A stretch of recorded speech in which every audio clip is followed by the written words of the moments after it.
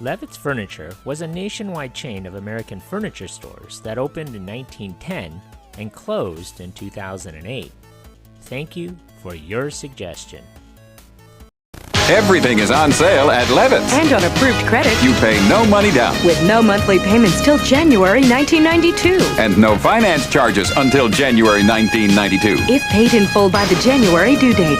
Imagine, only $299 buys this space-saving wall snuggler chaise recliner or this touch-button rocker recliner, each in a choice of brown, blue, or beige at the Levitz near you. You'll love it at Levitz.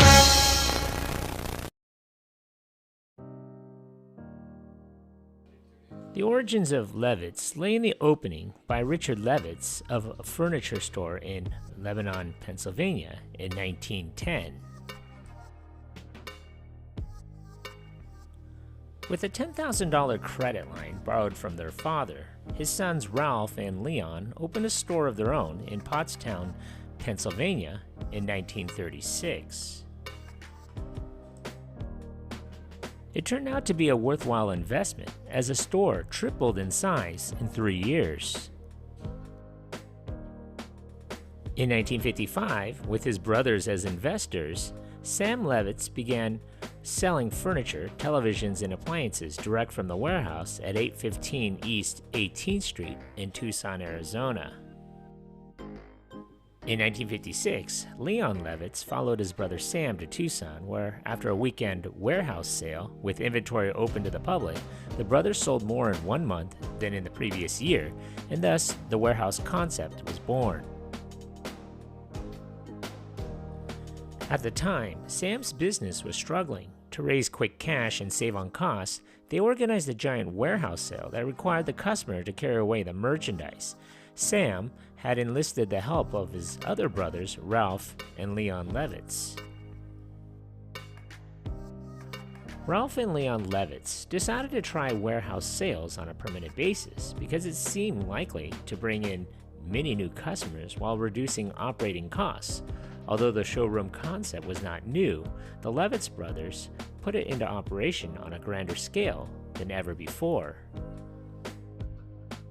The warehouse sale was an immediate success, which led to Sam helping his brothers develop a similar operation in Phoenix. His brothers went on to develop the nationwide publicly held Levitz Furniture chain, while Sam Levitz Furniture remained a privately held Tucson company. The first Levitz warehouse showroom opened in Allentown, Pennsylvania in September of 1963. A second one opened in Phoenix the following month, and a third in Miami in October of 1965. Sales reached $12.2 million in the fiscal year ending January 31st, 1966, and increased to $18.7 million and $26.5 million respectively in the following 2 years. The business, previously a partnership, was incorporated in 1965 as the Levitz Furniture Corporation. Another store in Dallas opened in 1967, and 2 more in Tempe, Arizona, and Santa Clara, California, during 1968, the year Levitz went public.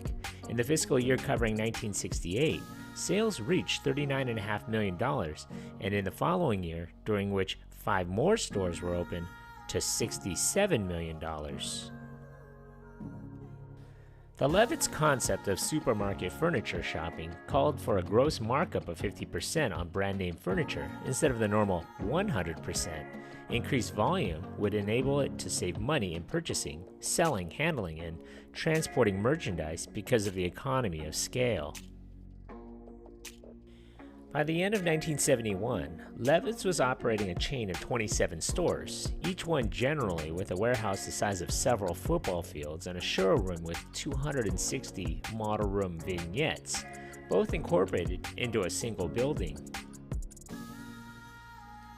The stores were located in population centers of at least 750,000 people, along expressways where land was cheap and railroad sidings were available. Free parking was generally available. 60% of the sales were pickup, with almost all of the remainder including, in a day or two, delivery and setup, which each cost the buyer an additional 4%. Each store was expected to yield a profit margin of 4.5% on sales. Ralph supervised the eastern stores from Miami, and Leon oversaw the western ones from Phoenix. Levitz was receiving its merchandise from about 300 suppliers, but the top 10 furniture makers provided about half the stock. The stores typically opened with well-advertised fanfare, including prizes and lost leaders. Other companies complained that Levitz's advertising campaigns included misleading comparison between its prices and those of its rivals. The FTC ordered Levitz in 1976, good year, to cease several deceptive advertising practices, including exaggeration of price reductions and misrepresentation of furniture materials.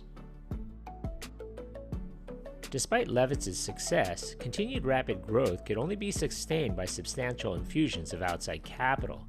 However, it was beginning to encounter opposition from rivals like Wix Corporation and Unicapital, Inc., thereby putting pressure on its profit margins. By the 1980s, Levitz remained the nation's top independent furniture retailer and kept its basic strategy of warehouse selling, but increased its store total only to 80. Furniture manufacturers, who once saw the company as a destructive force now, with obvious relief, regarded it unlikely to initiate new price wars. Future Levitz stores were scheduled to be smaller ones in smaller markets, and some would be satellite units for display only within a 25-mile radius of an existing store. In 1984, Levitz was operating a nationwide chain of 84 retail facilities located in clusters of 10 to 14 each in primary metropolitan areas within 6 regional areas covering 26 states. Stores ranged from 64,000 to 155,000 square feet. Later that year, the company went private by means of a leveraged buyout.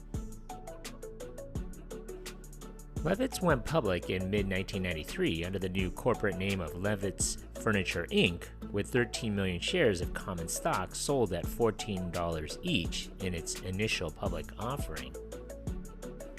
By then, the company held 67 warehouse showrooms and 51 satellite stores in 25 states. In 1994, the company bought John M. Smith Company, a retailer with 6 Chicago-area homemakers furniture stores, for about $47 million, and also opened 8 new satellite showrooms and 5 warehouse showrooms.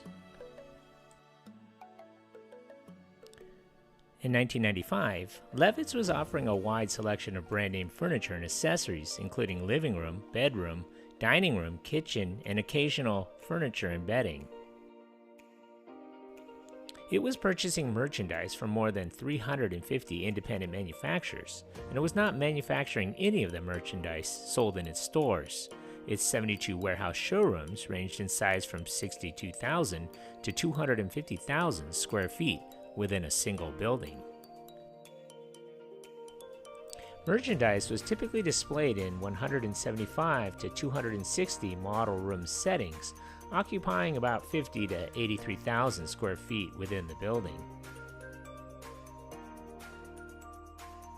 Levitz was selling merchandise for cash or under customer installment purchases or revolving charge plans, but generally did not accept credit cards.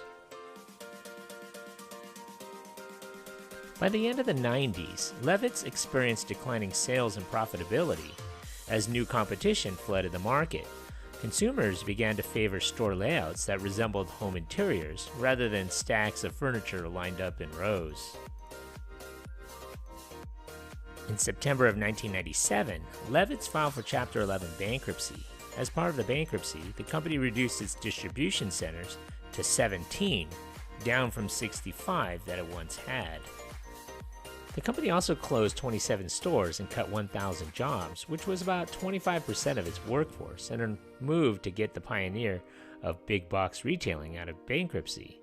The company closed all of its stores in 8 states in the South and Midwest. Its 63 remaining stores were concentrated in New York and a dozen other states, including California. Levitz was accused of having been poorly run for more than a decade, starting in the 1990s. The furniture market underwent a prolonged nationwide downturn after the September 11th attacks, and was hurt again in late 2007 by the 2007 subprime mortgage financial crisis. Levitz filed for bankruptcy the final time in October of 2007.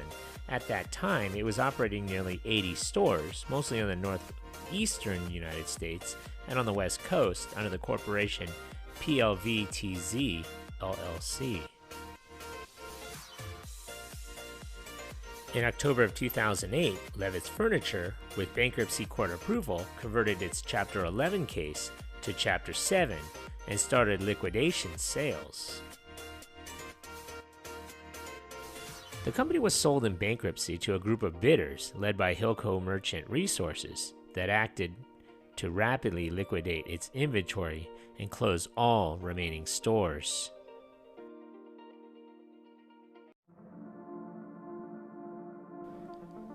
Thank you for watching. If you like this content, and if you haven't already, hit that subscribe button. Thanks.